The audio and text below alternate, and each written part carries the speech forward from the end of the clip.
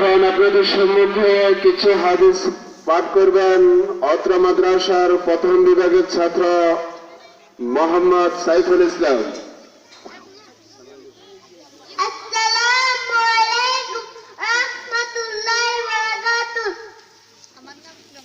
আমার নাম মোহাম্মদ ইমাম মাহাদি সাহেব।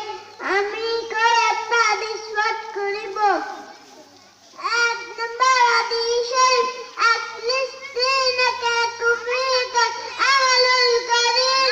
হাদিসে আলাদা তোমার ইমামকে গাদি কর আলিফা আমার নাজাতের জন্য যথেষ্ট হইবে। 2 নম্বর হাদিস শরীফ খায়রুকুম মান তাআল্লামাল কুরআনা ওয়াল্লাহ।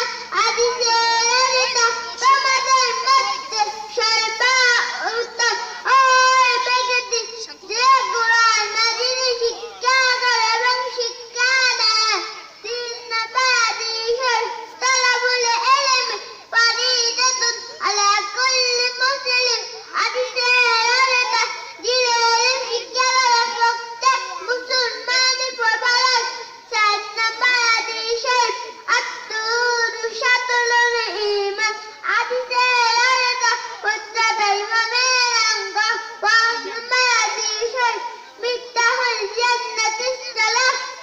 হাদিসে আলাদা নামাজ ওয়াস্তা সাবিল। 6 নম্বর হাদিস শরীফ আউয়ালু মা ইয়াসাবু বিহিল আবাদু ইয়াউমাল কিয়ামাতিস সালাহ।